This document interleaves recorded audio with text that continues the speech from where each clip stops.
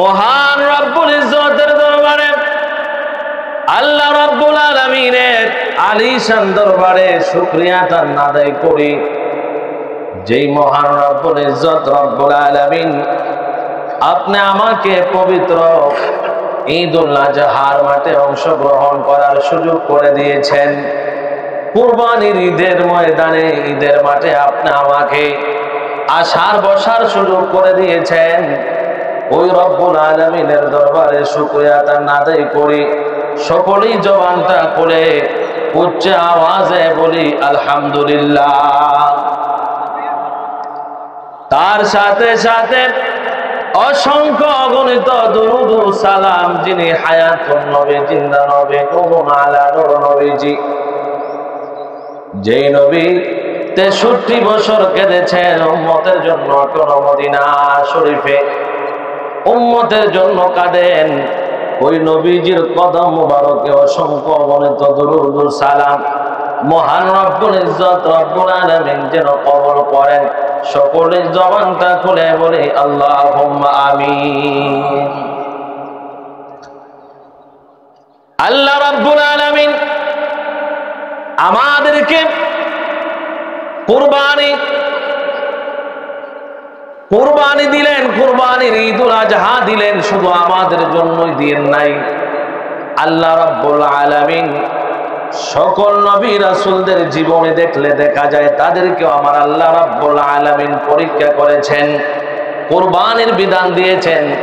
আদম নবী আদম আলাইহিস সালাতু ওয়াস সালামের সন্তানদেরকেও কুরবানির বিধান দিয়েছিলেন। কুরবানি বিধান দেওয়ার একটাই কারণ, আল্লাহ রাব্বুল আলামিন পরীক্ষা করতে চান মানুষের তাকওয়া, মানুষের অন্তর কে সহিহ আছে, কে নেক আছে, সেটা পরীক্ষা করার জন্য আমার আল্লাহ রাব্বুল আলামিন কুরবানির পরীক্ষা দিয়েছেন। তেমনি ভাবে আদম নবী থেকে শুরু করে আল্লাহ রাব্বুল আলামিন যেমনি ভাবে কুরবানির বিধান রেখেছেন, তেমনি ভাবে সকল নবী রাসূলদের কুরবানির বিধান ছিল। তেমনি ভাবে ইব্রাহিম নবী, ইব্রাহিম আলাইহিস সালাতু ওয়াস সালামের সন্তান কুরবানি করার জন্য যখন আমার আল্লাহ রাব্বুল আলামিন স্বপ্ন দেখাইলেন, ইব্রাহিম নবী ইব্রাহিম আলাইহিস সালাতু ওয়াস সালাম নবীজিকে যখন স্বপ্নে দেখানো হলো, তোমার আদরের জিনিস তুমি কুরবানি করো, মহব্বতের জিনিস, ভালোবাসার জিনিস কুরবানি করো। উনি সর্বপ্রথম কিতাব সাক্ষী দেয় উনি উট কুরবানি করেছেন, উনি পশু কুরবানি করেছেন আল্লাহর রাস্তায়। কিন্তু আমার আল্লাহ রাব্বুল আলামিন আবারও স্বপ্ন দেখাইলেন, ও ইব্রাহিম, আমি ওই উত্তম জিনিসটা তোমার কাছ থেকে কুরবানি চাই, যেই জিনিসটা তোমার মায়ার, তোমার মহব্বতের, ওই জিনিসটা আমার রাস্তায় কুরবানি দাও। ইব্রাহিম নবী আবারও অসংখ্য অগণিত উট কুরবানি দিলেন। একবার নয়, দুইবার নয়, তিনবার যখন স্বপ্ন দেখলেন, ইব্রাহিম নবী যখন স্বপ্ন দেখলেন আদরের জিনিস কুরবানি দেওয়ার জন্য, তখনই বুঝতে পারলেন শেষ বয়সে আমার আল্লাহ রাব্বুল আলামিন আমাকে সন্তান দিয়েছেন। এই সন্তানকে আবার নিবাসনে দেওয়ার জন্য আমার আল্লাহ রাব্বুল আলামিন বলেছেন, আমি আল্লাহ রাব্বুল আলামিনের সন্তুষ্টির জন্য আমার সন্তানকে আমি সফরে দিয়েছি এমন এক জায়গায়, যেই জায়গার মধ্যে কোনো রাস্তা নাই, শুধু কোনো পানি নাই, কোনো পানির ব্যবস্থা নাই। এই পাহাড়ের মধ্যে কোনো মানুষ যাতায়াত করে না। ইব্রাহিম নবী, ইব্রাহিম আলাইহিস সালাতু ওয়াস সালাম, বিবি হাজারা সহ ইব্রাহিম আলাইহিস সালাতু ওয়াস সালাম ইসমাইল আলাইহিস সালাতু ওয়াস সালামকে রেখে আসলেন আর দোয়া করলেন, আল্লাহ ওই জায়গা দিয়ে কোনো মানুষের চলাচল নাই, রাস্তা নাই, আল্লাহ তুমি আমার ইসমাইলকে দেখে রাখবা। আমার ইসমাইলকে রেখে গেলাম তোমার হুকুম অনুযায়ী। আল্লাহ রাব্বুল আলামিন ইব্রাহিম নবীকে বারবার পরীক্ষা করলেন, শুধুমাত্র ইব্রাহিম নবীকে নয়, অসংখ্য অগণিত নবীদেরকে পরীক্ষা করেছেন। তেমনি ভাবে ইব্রাহিম নবীর এই পরীক্ষাটা ইতিহাস হয়ে থাকবে। এই জন্য আমার আল্লাহ রাব্বুল আলামিন আমাদেরকেও সম্পদের পরীক্ষার জন্য এই কুরবানি দিয়েছেন। কথা বলেন ঠিক কিনা? ইব্রাহিম নবী, ইব্রাহিম আলাইহিস সালাতু ওয়াস সালাম সন্তানকে ছোটবেলায় রেখে আসলেন। আল্লাহর হুকুম অনুযায়ী কিতাব সাক্ষী দেয়, কোরআন সাক্ষী দেয়, যেই মাত্র ইব্রাহিম নবী, ইব্রাহিম আলাইহিস সালাতু ওয়াস সালামের সন্তান ইসমাইল নবী, ইসমাইল আলাইহিস সালাতু ওয়াস সালাম যেই মাত্র বুঝতে পারলেন হাঁটার বয়স হয়েছে, শুধুমাত্র হাঁটার বয়স, ওই মুহূর্তে ইব্রাহিম নবীকে আমার আল্লাহ স্বপ্ন দেখাইলেন, আদরের সন্তান, তুমি আদরের সন্তান ইসমাইলকে কোরবানি করো। ইব্রাহিম নবী যেই মাত্র স্বপ্ন দেখলেন, স্বপ্নকে বাস্তবায়ন করার জন্য ওই সন্তান ছোটবেলায় ইব্রাহিম নবী আল্লাহর হুকুমে এক নির্জন জায়গায় রেখে আসলেন, যেই জায়গার মধ্যে মানুষ যায় না, পানি নাই, শুধুমাত্র হিংস্র বাঘ এবং হিংস্র পশুদের আওয়াজ শোনা যায়, ওই জায়গার মধ্যে রেখে আসলেন। আবার যখন 8 বয়স হইল ইসমাইল নবীর, ওই মুহূর্তে আবার আল্লাহ রাব্বুল আলামিন হুকুম করলেন, তোমার ওই সন্তানকে তুমি আমার রাস্তায় কোরবানি করো। ইব্রাহিম নবী বিবি হাজেরাকে বললেন, আল্লাহ দাওয়াত দিয়েছে ইসমাইলকে, আমার সঙ্গে দিয়ে দাও, আমি ইসমাইলকে আল্লাহর দাওয়াতে নিয়ে যেতে চাই। ওই মুহূর্তে সময় ইব্রাহিম নবীর কথা বিবি হাজেরা শুনছেন। এখন আমাদের বিবি আছে, যদি এইভাবে 10 দিন অথবা 3 দিন রাখেন, অথবা যদি কথাবার্তা না বলেন, দেখবেন তারা আপনার প্রতি নারাজ হয়ে যাবে, সন্তানকে আপনার সাথে দিতে চাবে না। কিন্তু বিবি হাজেরা নবীজির স্ত্রী, ইব্রাহিম নবীজির স্ত্রী, ইব্রাহিম নবী ইব্রাহিম আলাইহিস সালাতু ওয়াস সালাম যেই মাত্র বললেন যে ইসমাইলকে আমার সাথে দিয়ে দাও, আল্লাহর দাওয়াত দিয়েছেন, আল্লাহর দাওয়াতে আমি ইসমাইলকে নিয়ে যাব, সাথে সাথে বিবি হাজারা সাজিয়ে গুজিয়ে ইসমাইল নবীকে ইব্রাহিম আলাইহিস সালাতু ওয়াস সালামের সঙ্গে দিয়ে দিলেন। ইব্রাহিম নবী যেই মাত্র নিয়ে যাইতেছেন, রাস্তা দিয়ে চলমান হইতেছেন, ওই মুহূর্তে সময় শয়তান চিন্তা করলো, বিবি হাজেরাকে এতদিন পর্যন্ত নির্বাসনে রাখার পর সন্তান সহ এখন ইব্রাহিম দাওয়াতের কথা বলে ইসমাইলকে গলা কাটার জন্য নিয়ে যাইতেছে, বিবি হাজেরাকে বলার প্রয়োজন। শয়তান চিন্তা করলো, এই হাজেরাকে এখন যুক্তি দিতে হবে যে ইসমাইলকে ইব্রাহিম গলা কেটে ফেলবে। যেই মাত্র বিবি হাজেরার কাছে শয়তান এসে বলল, তোমার স্বামী ইব্রাহিম ইসমাইলকে নিয়ে যাইতেছে গলা কাটার জন্য, আর ইসমাইল কোনোদিন ফিরবে না বাড়িতে। শয়তানকে তখন বিবি হাজেরা বলল, কেন নিয়ে যাইতেছে? বললে আল্লাহর হুকুমে। বিবি হাজেরা কত বড় জ্ঞানী, কত বড় আল্লাহওয়ালা, এই আল্লাহওয়ালা দেখার জন্য আল্লাহ রাব্বুল আলামিন আপনি আমার তাকওয়া দেখার জন্যই কিন্তু কুরবানির বিধান রেখেছেন। যেই মাত্র ওই শয়তান বলেছে আল্লাহর হুকুমে নিয়ে যাওয়া হইতেছে, বিবি হাজেরা বলে, শয়তান দূরে চলে যা, আমার ইসমাইল কেন? যদি আমি হাজারার 100 সন্তান আমার আল্লাহ দিত, আর আল্লাহর হুকুমে যদি আমার আল্লাহ হুকুম করতো, হাজারা তোমাকে 100 সন্তান দিয়েছি, 100 সন্তান আমি আল্লাহকে রাজি আর খুশি করার জন্য কুরবানি করতে হবে। আমি হাজেরা হাসতে হাসতে আমার 100 সন্তানকে আল্লাহর রাস্তায় কুরবানি দিতাম, আমার চোখে পানি আসতো না। বলেন না সুবহানাল্লাহ। বিবি হাজেরা যেই মাত্র বললেন, চিন্তা করলো শয়তান, বিবি হাজেরাকে আর বোঝানো যাবে না, এখন কি করা যায়? শয়তান চিন্তা করলো ইব্রাহিম নবীকে বোঝানো যাবে না, তারা বুঝে। শয়তান চিন্তা করলো শুধুমাত্র 18 বয়স হয়েছে, কিতাব সাক্ষী দেয় 8 থেকে 9 বছর বয়সে যখন উপনীত হলো ইসমাইল নবী, ওই মুহূর্তে সময় শয়তান চিন্তা করলো যদি ইসমাইলকে বুঝাই, সে হয়তো বাবাকে বলতে পারে আমি তোমার সঙ্গে যাব না। যেই মাত্র ইসমাইল নবীকে যেই মাত্র শয়তান বলল, তোমার বাবা তোমাকে দাওয়াতের কথা বলে নিয়ে যাইতেছে, তোমার গলা কাটবে বলে, কেন কাটবে? বলে আল্লাহর হুকুমে। যেই মাত্র এই কথা বলেছে, ইসমাইল নবী ইব্রাহিমকে বলতে লাগলেন, আব্বা জান, আপনি কি আমাকে গলা কাটার জন্য নিয়ে যাইতেছেন? শয়তান আমাকে বলতেছে। ওই সময় ইব্রাহিম নবী বললেন, তুমি পাথর মারো, সে ভালো মানুষ না, সে হলো শয়তান। এই জন্য আমার আল্লাহ রাব্বুল আলামিন বিবি হাজেরা ইসমাইলের জন্য পানির জন্য যেমনি ভাবে সাফা মারওয়ায় দৌড়াদৌড়ি করেছিল, আমার আল্লাহ কিয়ামত পর্যন্ত হাজিদের জন্য এই সাফা মারওয়ার দৌড়াদৌড়ি রেখে দিয়েছেন। আর ইব্রাহিম নবী বাবার কথায় যেমনি ভাবে ওই শয়তানকে ঢিল মেরেছিলেন, ঢিল নিক্ষেপ করেছিলেন তিনটি জায়গায় যখন শয়তান ইসমাইল নবীকে আক্রমণ করলো, বোঝানোর জন্য চেষ্টা করলো, বাবা ইব্রাহিম বললেন তাকে আঘাত করো। এইভাবে তিনটি জায়গায় এখন পর্যন্ত হাজিরা যদি তিনটি জায়গায় ওই পাথর নিক্ষেপ না করে ঢিল না দেয়, শয়তানকে তারা হাজিদের হজ পর্যন্ত কবুল হবে না। কথা বলেন ঠিক কিনা? ইসমাইল নবীকে ইব্রাহিম নবী বললেন ঢিল মারো, সে শয়তান, সে ভালো হতে পারে না। ইব্রাহিম নবী ইসমাইল আলাইহিস সালাতু ওয়াস সালাম কে মিনায় নিয়ে গেলেন, যেই জায়গায় হাজিরা এখন বর্তমানে পশু কুরবানি দেয় কি দেয় না? পশু কুরবানি দেয়। ওই মিঠা মাঠে নিয়ে গেলেন। মিঠা মাঠে যাওয়ার পর ইব্রাহিম আলাইহিস সালাতু ওয়াস সালাম বললেন, ও ইসমাইল, আল্লাহ রাব্বুল আলামিন আমাকে স্বপ্ন দেখিয়েছেন তোমাকে জবাই করার জন্য, কুরবানি করার জন্য আল্লাহর রাস্তায়। যেই মাত্র ইব্রাহিম নবী ইসমাইল আলাইহিস সালাতু ওয়াস সালামকে বললেন আল্লাহর রাস্তায় কুরবানি দেওয়ার জন্য আল্লাহ হুকুম করেছেন, তুমি কি বলো? ইসমাইল আলাইহিস সালাতু ওয়াস সালাম বলতেছে, ইয়া আবাতি ফাআল মা তুমার সাতাজিদুনি ইনশাআল্লাহু মিনাস সাবিরিন।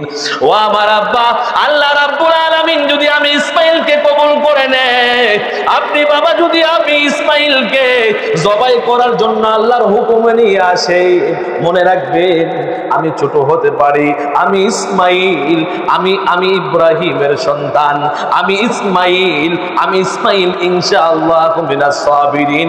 ইনশাআল্লাহ আমি সবর করলাম, ধৈর্য ধরলাম, বাবা আল্লাহর হুকুম আপনি চালিয়ে দেন।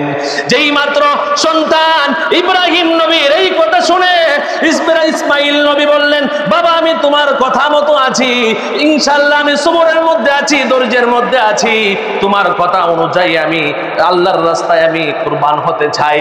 যেই মাত্র বললেন, ইসমাইল নবী কান্নারত অবস্থায় বললেন না, ইসমাইল নবী বললেন, বাবা আমাকে আল্লাহর হুকুমে আপনি জবাই করবেন, কিন্তু দীর্ঘদিন আমি নির্বাসনে ছিলাম, আমার মা আমাকে কষ্ট করে লালন পালন করেছে, এই জন্য আমি আমার মাকে যদি বলে আসতাম আমি একটু শান্তি পাইতাম যে মা আমি কুরবানি হয়ে যাব আল্লাহর রাস্তায়, আমি আর কোনোদিন তোমার সাথে দেখা করতে পারবো না, আসতে পারবো না। ওই মুহূর্তে সময় ইসমাইল নবী চোখের পানি ছেড়ে দিয়ে বলছিলেন, বাবা আপনার কাছে একটা অনুরোধ, আমাকে আপনি জবাই দিবেন, আমার কোনো কথা নাই, যেহেতু আল্লাহ আমাকে হুকুম করেছেন, আল্লাহ আমাকে পছন্দ করেছেন আল্লাহর রাস্তায় আমাকে কুরবানি করার জন্য, কিন্তু বাবা আপনি যখন বাড়িতে চলে যাবেন কুরবানি দেওয়ার পর, আমার যে পোশাক, আমার যে জামাটা থাকবে, ওই জামাটা আমার মায়ের কাছে দিয়ে বলবা আমার মার সঙ্গে হাসরের ময়দানে আমার দেখা হবে, হাসরের ময়দানে মায়ের সঙ্গে আমার দেখা হবে। ইব্রাহিম নবী ইসমাইল আলাইহিস সালাতু ওয়াস সালামকে কুরবানির জন্য প্রস্তুতি গ্রহণ করলেন। ইব্রাহিম নবীকে সন্তান হইয়া ইসমাইল বলতেছে, বাবা আমাকে ছুরি চালাইবার জন্য যদি তোমার মায়া লাগে, তোমার দরদ লেগে যায়, যখন আমি চটপট করব তোমার গায়ের মধ্যে আমার হাত লাগবে, আমার পা লাগবে, আমাকে সুন্দর করে বেঁধে তুমি আমাকে জবাই করো। ইব্রাহিম নবী বললেন, কেন রে সন্তান ইসমাইল, কেন বাঁধবো, কারণটা কি? বলে আমি চটপট করলে তোমার মায়া লাগতে পারে, জবাই করতে দেরি হয়ে যাইতে পারে, যদি আমি ইসমাইলকে জবাই করতে, কুরবানি করতে দেরি করো, আমি ইসমাইলকে আল্লাহ কবুল নাও করতে পারেন। এই জন্য বাবা বললাম, আল্লাহ রাব্বুল আলামিনের তাদের এই কথা দেখে আল্লাহ রাব্বুল আলামিন খুশি হইতে লাগলেন। যেই মাত্র প্রথম অবস্থায় ছুরি চালাইলো, ছুরি যখন পর্যন্ত ধরে না, কিতাব সাক্ষী দেয় বিসমিল্লাহি আল্লাহু আকবার বলিয়া যখন ইসমাইলকে ছুরি চালাইলো, ছুরি যখন ধরে না, ওই ইব্রাহিম নবী বললেন, কি ছুরি নিয়ে আসলাম, এই ছুরির মধ্যে কোনো ধার নাই, ইসমাইল কাটে না কেন? যেই মাত্র এই চাকুর মধ্যে আঘাত করে ফেলে দিলেন, ওই চাকুটা যেই এই পাথরের উপর পড়ছিল, ওই পাথরটা সাথে সাথে দুইটা কণ্ঠ হয়ে গেছে, বলেন না সুবহানাল্লাহ। এত ধার থাকার পরেও ইসমাইলের গলা কাটে না। দ্বিতীয়বার ইসমাইল বলতেছে, আব্বা আমার মন বলতেছে তুমি মায়া মোহব্বত নিয়ে আমাকে জবাই করতেছ, আল্লাহর হুকুম পুরোপুরি ভাবে আদায় করার জন্য তুমি জবাই করো নাই, একটা কাজ করো বাবা, তোমার চক্ষু বেঁধে নাও, আমার চক্ষু আমি বেঁধে নাই। যদি আমার চক্ষু তোমার দিকে পড়ে আর তোমার চোখ যদি আমার দিকে পড়ে তোমার মায়া লাগতে পারে, তাহলে কি করব? তোমার চোখও বেঁধে নাও, আমার চোখটাও আমি বেঁধে নেই। দুইজনের চোখ বেঁধে ইসমাইল আলাইহিস সালাতু ওয়াস সালামকে ইসমাইল আলাইহিস সালাতু ওয়াস সালাম বললেন, বাবা ইব্রাহিম ততক্ষণ পর্যন্ত ছুরি চালাইবেন যতক্ষণ পর্যন্ত আপনার হাতে রক্তের গরম না লাগবে। বলেন না সুবহানাল্লাহ। এই মাত্র যখন ত্যাগের স্বীকার করলেন সন্তান এবং বাবা যখন নিয়ত করলেন যতক্ষণ পর্যন্ত বাবা আমার গলার দিয়ে রক্ত না আসবে আপনি চাকু চালানো বন্ধ করবেন না। যদি আমি ইসমাইল জবাই হই তখন আমার রক্ত গরম রক্ত আপনার দেহে লাগার মাত্র বুঝতে পারবেন আমি ইসমাইল জবাই হয়েছি। ততক্ষণ পর্যন্ত আমি ইসমাইল ধৈর্যের পরীক্ষা দিব। বলেন না সুবহানাল্লাহ। যেই মাত্র ইসমাইল নবী আর ইব্রাহিম নবী তারা প্রতিজ্ঞা করলেন, ত্যাগ স্বীকার করলেন যে এখন ছুরি চালানো হবে, ততক্ষণ পর্যন্ত ছুরিটা বন্ধ করা হবে না যতক্ষণ পর্যন্ত এই গরম রক্ত যতক্ষণ পর্যন্ত শরীরে না লাগে। ওই মুহূর্তে আল্লাহ রাব্বুল আলামিন বললেন, জিবরাইল তুমি যাও যাও যাও, তুমি যাও আদম নবী আদম আলাইহিস সালাতু ওয়াস সালামের জামানায় ওই হাবিলের যেই কুরবানিটা আমি আল্লাহ হাবিলের কুরবানিটা আমি কবুল করেছিলাম, ওই কুরবানির দুম্বাটা আমি জান্নাতে রেখেছি। ওই জান্নাত থেকে তুমি দৌড়াইয়া ইসমাইলকে তুমি দূরে সরাইয়া, ওই ইসমাইলকে দূরে সরাইয়া তুমি ইব্রাহিমের চুরির নিচে তুমি ওই দুম্বাটা দিয়ে দাও। বলেন না সুবহানাল্লাহ। ইব্রাহিম নবীর এই ভালোবাসা দেখে চুরি চালাইবেন কিতাব সাক্ষী দেয়। জিবরাইল আলাইহিস সালাতু ওয়াস সালাম বলেন, ওই দিন আমার নূরের পাখাগুলি এমন জোরে বাড়ি দিয়েছিলাম যেন ইসমাইলের গলায় ছুরিটা যাওয়ার আগে জান্নাত থেকে আমি জিবরাইল ওই ইসমাইলকে সরাইয়া দুম্বাটা দিতে পারি, এই পরিমাণ নূরের পাখা আমি বাড়ি দিয়েছিলাম। বলেন না সুবহানাল্লাহ। ওই মুহূর্তের সময় আল্লাহ রাব্বুল আলামিন যখন জিবরাইলকে পাঠাইলেন, জিবরাইল আলাইহিস সালাতু ওয়াস সালাম আসার সাথে সাথে যেই মুহূর্তে দেখলেন ইব্রাহিম নবী আর থামেন না, ওই মুহূর্তে ওই জিবরিল আলাইহিস সালাতু ওয়াস সালাম একটা বাক্য উচ্চারণ করলো। সকলে আমরা বলি আল্লাহু আকবার, আল্লাহু আকবার। যেই মাত্র আল্লাহু আকবার, আল্লাহু আকবার বলল, ওই মাত্র ইব্রাহিম নবী ইসমাইল আলাইহিস সালাতু ওয়াস সালামকে কুরবানি দিতেছেন। জিবরাইলের এই বাক্যটা শুনে ইব্রাহিম নবী ইব্রাহিম আলাইহিস সালাতু ওয়াস সালাম বললেন আল্লাহু আকবার, আল্লাহু আকবার। ওই বাণীটা শুনে ইব্রাহিম নবীর সন্তান ইসমাইল আলাইহিস সালাতু ওয়াস সালাম বলে উঠলেন লা ইলাহা ইল্লাল্লাহু আল্লাহু আকবার, আল্লাহু আকবার ওয়ালিল্লাহিল হামদ। যেই মাত্র বিসমিল্লাহি আল্লাহু আকবার বলে চুরি চালাইলেন, ইব্রাহিম নবীর হাতে যখন গরম রক্ত লাগলো, লাগার সাথে সাথেই আমার আল্লাহ রাব্বুল আলামিন কবুল করে নিলেন কুরবানি। ইব্রাহিম নবীর চোখ বাঁধা করলেন, খুলে দেখতেছেন ইসমাইল চাইতে বসা, কিন্তু ইসমাইল কাটে না, দুম্বা কেটেছে। আবারও ইব্রাহিম নবী ত্যাগের ফসল যে ইসমাইলকে আমি কাটবো। ওই মুহূর্তে আমার আল্লাহ রাব্বুল আলামিন আয়াত নাজিল করে দিলেন, ফালাম্মা বালাগা মাআহু সায়ানা। আল্লাহ রাব্বুল আলামিন কিতাব সাক্ষী দেয়, কোরআন সাক্ষী দেয়, আমার আল্লাহ রাব্বুল আলামিন কোরআনের মধ্যে জানিয়ে দিলেন, ও ইব্রাহিম তোমার সম্পদ তোমার ত্যাগ আমি কবুল করেছি, তোমার পক্ষ থেকে কুরবানি করেছি। ওই বিবি হাজেরা অপেক্ষা করতেছে তার সন্তান ইসমাইলের জন্য, তুমি তাড়াতাড়ি যাও। কিন্তু তুমি আসার সময় বলে এসেছো আল্লাহর দাওয়াত ইসমাইলকে নিয়ে যাও। যদি ইসমাইলকে দাওয়াতে নিয়ে আসতো, দাওয়াত থেকে যাওয়ার সময় কিছু হাদিয়া নেওয়ার প্রয়োজন। ওই সময় আমার আল্লাহ রাব্বুল আলামিন বললেন ফাযাবাহাইনাহু বিযিবহিন আযীম, ও ইব্রাহিম আমার পক্ষ থেকে হাদিয়া ওই দুম্বাটা তুমি বিবি হাজারার জন্য নিয়ে যাও। বলেন না সুবহানাল্লাহ। এইভাবেই কিন্তু কুরবানির ইতিহাস। কুরবানি আসলো, কিন্তু ইব্রাহিম নবী সন্তানকে কুরবানি দিতে যাইও ত্যাগ স্বীকার করেছেন, কিন্তু ধৈর্যের পরিচয় দিয়েছেন। আল্লাহ রাব্বুল আলামিন আমাদেরকে পরীক্ষা করতেছেন ইব্রাহিম নবীর এই সুন্নত দেখে, যে যারা এই যুগে তাদের সন্তানের চাইতেও সম্পদরে বেশি মহব্বত করে, তারা কখনো তাকওয়াবান হতে পারে না, মুমিন হতে পারে না। কোনোদিন তারা ঈমান নিয়ে জান্নাতে যাওয়া সম্ভব হবে না। কারণ তাকওয়াবান লোকেই কিন্তু শয়তানের হাত থেকে সাকরাতের সময় ঈমান নিয়ে মৃত্যুবরণ করা সম্ভব। কথা বলেন ঠিক কিনা?